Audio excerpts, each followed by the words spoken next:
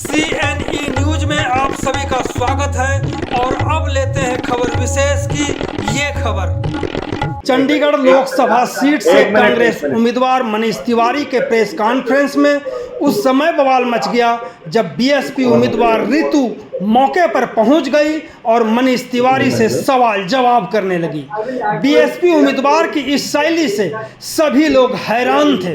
सवाल जवाब के दौरान नोक झोंक भी हुई, पर मनीष तिवारी ने शालीनता से जवाब देकर मौके से प्रेस कॉन्फ्रेंस करते हुए निकल गए। तो देखते हैं इस पूरे बवाली रिपोर्ट को, अंत तक जरूर देखें। 10 साल से पहले 10 साल के काम मुझे सर कहना है एक बार कि कांग्रेस पार्टी ने 10 साल के क्या काम किए हैं और अभी भी जो मुर्गी खाने में लोग वहां पे रह रहे हैं, जो रिहैबिलिटेशन के नाम पे लोगों को ठगा गया और मुर्गे खाने के लिए छोटे छोटे कमरे। फिर सर मुझे जरूर बताएं जो आपका स्टेटमेंट जो आप अभी संविधान बचाने के बाद जस्ट आई हर्ड कि आप कह रहे हैं कि संविधान को बचाना है। सर बहुत अच्छी बात है, संविधान कैसे बचेगा सर? गरीब जनता के लिए तो आपका स्टेटमेंट है कि आरक्षण जो है SC BC का वो आर्थिक आधार पे होना चाहिए, वो कास्ट क्रीड पे नहीं होना चाहिए। ये बहुत ऐसी चीजें सर। और दूसरा, चंडीगढ़ में तो सर आपकी गठबंधन है कि ठगबंधन है सर, मुझे समझ नहीं आ रही। एक रेड लाइट पे बाहर चले जाओ तो एक रेड लाइट पार कर लो तो पंजाब के अंदर आ जाओ तो आपका गठबंधन है। क्योंकि चंडीगढ़ में कैसा ठगबंधन है सर? वहां पे तो एक दूसरे की आप बुराई करें सर, यहाँ पे आ जाए तो यहाँ पे आप कहते हैं कि हम दोनों एक हैं, हम दोनों को वोट दीजिए, हमने इतने अच्छे काम किए। वो झाड़ू वाले अपने वोट गिनाते हैं, यहाँ पे आप अपना काम गिना रहे हैं। लेकिन मैं चाहती हूँ सर, जिस कॉलोनियों में मैं गई सर, आप जिस गाड़ी में बैठते हैं बिस्लरी का पानी पीते हैं, with all due respect sir, उन कॉलोनियों में चलिए मेरे साथ धनास में, चलिए मेरे साथ मलोया में सर, चलिए वहां पे पानी की हालत देखिए sir. They can't drink that tubewell वाला पानी, नहर का पानी वहां सर कांग्रेस ने बंद करवाया। सर ये किस तरीके की ठगी है जो लोगों के साथ हो रही है? मतलब मैं चाह रही हूँ sir, I think we should have a good conversation and open debate. तो मुझे नहीं नजर आता कि आज संजय टंडन जी के अंदर इतनी हिम्मत है वो डिबेट कर सके, लेकिन आपने चैलेंज किया। मुझे लग रहा है कि एक नेशनल पार्टी के कैंडिडेट को अच्छे खासे तरीके से एक इग्नोर किया जा रहा है और मुझे लगता है कि हम दम रखते हैं, पोटेंशियल रखते हैं, क्योंकि हम काम के बेसिस पे बात करते हैं। सर मुझे ये 3 चीजों का जवाब चाहिए। सबसे पहले तो सर ये जवाब दे दीजिए, जो SC BC के रिजर्वेशन पे आपने बात कही है कि आर्थिक बेसिस होना चाहिए। पहले तो आपका बहुत बहुत धन्यवाद, थैंक यू सो मच कि आप यहाँ पे आए। आप में ये हिम्मत है, ये शिद्दत है कि आपने अपने आप स्वयं भू आकर हमारी जो प्रेस वार्ता है उसमें शिरकत की। आपका बहुत बहुत धन्यवाद। मुझे अखबार में पता लगा कि शायद जब आपको तोला जा रहा था तो कंडा आपके सिर पे गिर गया था, तो मैं आशा करता हूं कि आप पूरी तरह से स्वस्थ हो। तीसरी बात मैं आपको कहना चाहता हूं, देखिए संविधान में शेड्यूल्ड कास्ट और शेड्यूल्ड ट्राइब का जो आरक्षण है वो संविधान ने सुनिश्चित किया। उसके बाद जो OBC का आरक्षण है वो एक ऑफिस मेमोरेंडम 1990 में विश्वनाथ, मैंने आपको तरफ से 1990 में विश्वनाथ प्रताप सिंह जी की सरकार ने निकाला। उसका संशोधन करके 1991 में जब डॉक्टर नरसिम्हा राव की सरकार आई, आप तो शायद दिल्ली विश्वविद्यालय में प्रोफेसर भी हैं तो आप जानती होंगी कि उसका अनुमोदन करके PV नरसिम्हा राव जी की सरकार ने उसको निकाला। और उसके बाद वो मामला सुप्रीम कोर्ट में था और 1993 में सुप्रीम कोर्ट ने उसके ऊपर मोहर लगाई और जो OBC का आरक्षण है 27% उसको अपहोल्ड किया। इसके अलावा कई ऐसे प्रदेश हैं हिंदुस्तान में जहाँ पे जो आरक्षण है वो 49% से ज्यादा है, जैसे तमिलनाडु में आरक्षण ऑलमोस्ट 67% है। सो इसलिए जहां तक आरक्षण का सवाल है और कांग्रेस पार्टी का स्टैंड है, कांग्रेस पार्टी का और बाकी पार्टी का स्टैंड बिल्कुल क्लियर है। My stand is absolutely clear. My stand is the stand of the Indian national Congress and Indian national Congress जो है, आप सबको देसी भाषा में समझाना चाहती हूँ, संविधान के विरुद्ध काम कर रही है, लेकिन संविधान को बचाने की बात कर रही है। वो आरक्षण के विरुद्ध काम कर रही है कि आरक्षण का बेसिस जो है आर्थिक होना चाहिए। आरक्षण का बेसिस आर्थिक होना चाहिए। इनका स्टेटमेंट मैं आर्टिकल दिखा देती हूँ। ठीक एक दिन पहले, कुछ दिन पहले, बिल्कुल मोहन भागवत का सर प्लीज लूज कमेंट करना बंद कीजिए सर। आप ये बता, सेंसेशन क्रिएट नहीं कर रहे सर, हिम्मत है डिबेट की। बिल्कुल डिबेट कैसे, आप बताइए डिबेट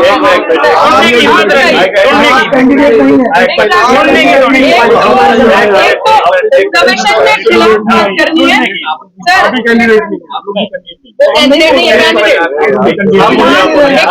संविधान को बचाने की बात करनी है, बिल्कुल गठबंधन नहीं, आम जनता की आम जनता की नजर में जब पंजाब में आप इलेक्शन फाइट कर रहे हैं, सबको पता है इलेक्शन फाइट बिल्कुल ये है इनकी, क्योंकि इन्हीं लोगों के पार्टी से स्टेटमेंट आते हैं कि यूपी बिहार के लोगों को चंडीगढ़ में निकाल देना चाहिए, तो ये मायावती जी की जबरदस्त स्टेटमेंट है। सुन लीजिए कि मायावती एक वुमेन का ये लोग रिस्पेक्ट सामने खड़े होकर नहीं कर सकते, और ये मायावती जी पे आप मायावती जी जब सड़कें नहीं थी ना, वो महिला सड़क पे थी, आप उनके बारे में बात नहीं करें। आप तो चंडीगढ़ में रहती हैं, मैं तो पैदा हुआ चंडीगढ़ में।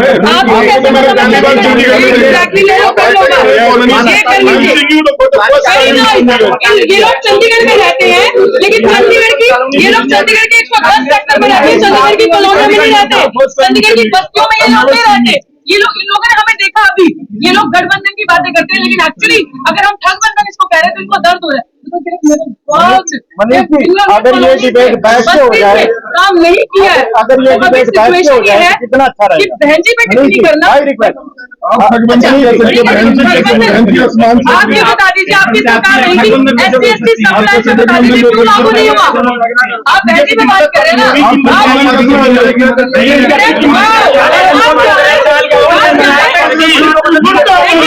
इनके पास कुछ नहीं है।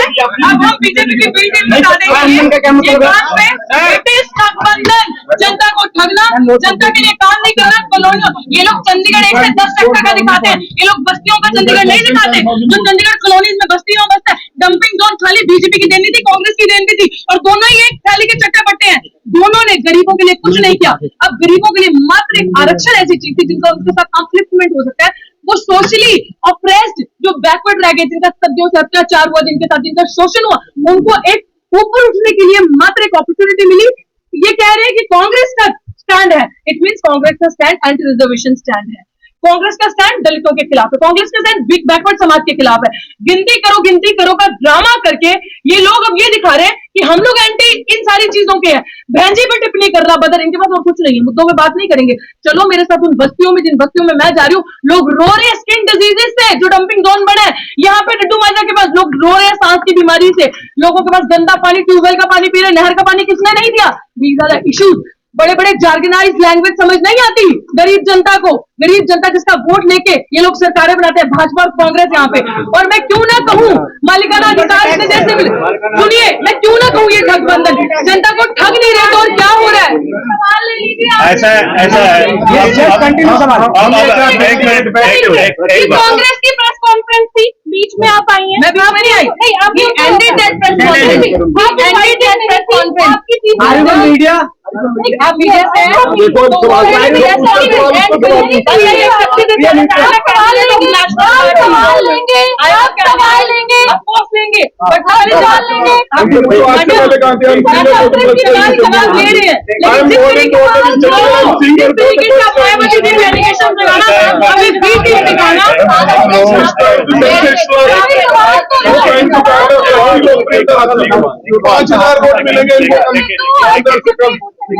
देखिए कि मैं इस बात का स्वागत करता हूँ कि बहुजन समाज पार्टी के जो उम्मीदवार हैं वो यहाँ पे आए, उन्होंने अपनी तरफ से एक राजनीतिक भाषण किया।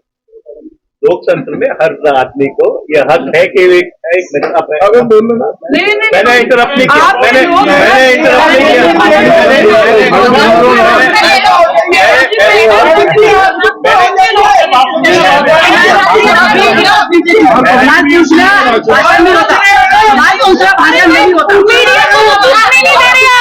मीडिया को तो पूछने नहीं दे रहे, सबने सवाल अपने जवाब है। आपने भाषण देना बाहर जाके दीजिए,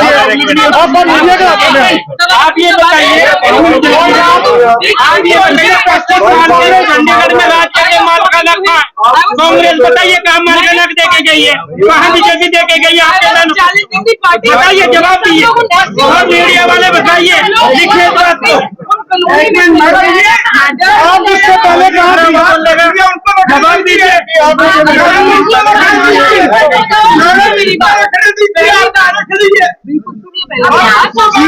सवाल करना, सवाल तो ले लो।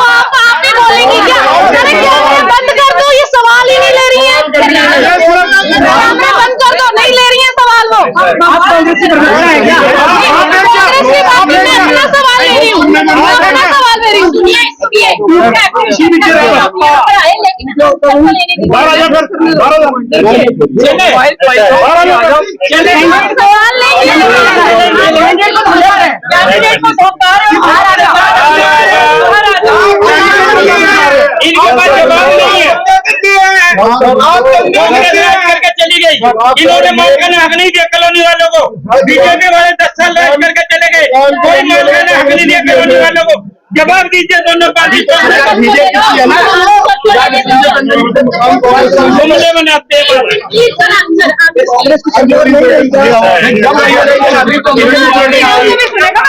उन्होंने सवाल ही नहीं लेना है, उन्होंने सवाल ही नहीं लेना है। अगर ये डिबेट बैठ के हो जाए बहुजन समाज पार्टी की उम्मीदवार यहाँ पर हमारी प्रेस कॉन्फ्रेंस में हम उनका स्वागत करते हैं। लोकतंत्र में हर व्यक्ति को यह आजादी है कि अपनी बात रखे। मैं साफ तौर पर यह कहना चाहता हूँ कि जो पूरी इंडिया अलायंस है वो भारत के संविधान को बचाने की लड़ाई लड़ रही है। ये लड़ाई लड़ रही है कि 2024 इस मुल्क का आखिरी चुनाव नहीं होना चाहिए। जिस आधार पर ये मुल्क काबिज है, जिसको अंग्रेजी में आइडिया ऑफ इंडिया कहते हैं, उस आइडिया ऑफ इंडिया को और सुदृढ़ बनाया जाना चाहिए। पिछले 10 वर्ष में यहाँ पे भारतीय जनता पार्टी की सत्ता रही। अगर कोई जवाबदार है तो भारतीय जनता पार्टी जवाबदार है। उनकी 4 इंजन की सरकार रही, ऊपर गृह मंत्री, नीचे राज्यपाल, उनके 10 साल से सांसद, 8 साल उनका कॉरपोरेशन के ऊपर कब्जा, और पिछले 10 वर्ष में चंडीगढ़ का कोई विकास नहीं। अगर यहाँ पे लोगों को कॉलोनीज में रीसेटल किया गया, वो काम कांग्रेस पार्टी ने किया। अगर यहाँ पे हाउसिंग बोर्ड के मकान दिए गए, वो भी कांग्रेस के जमाने में हुआ था। और इससे अगर मैं पीछे जाऊं, ये पंडित जवाहरलाल नेहरू की कल्पना थी कि जब वो यहाँ पे आए और ये इस चंडीगढ़ शहर की जो सबसे आधुनिक शहर है पूरे हिंदुस्तान में, उसकी संरचना की गई। तो इसलिए जब से चंडीगढ़ बसा है तब से लेकर आज तक चंडीगढ़ के संदर्भ में कांग्रेस पार्टी की, इंडिया अलायंस की जो उपलब्धियां हैं वो अनेकों हैं, जो अगर मैं गिनाना शुरू कर दूं तो शाम के 6 बज जाएंगे। और इसलिए मैं ये कहना चाहता हूं कि इंडिया अलायंस बिल्कुल पूरी तरह से जीत की ओर अग्रसर है। और मैं ये विनती करना चाहता हूं कि जो संविधान की सुरक्षा की बात करते हैं वो कृपया भारतीय जनता पार्टी की बी टीम न बने। आपका बहुत बहुत धन्यवाद। CNE न्यूज के साथ बने रहने के लिए आप सभी का बहुत बहुत धन्यवाद।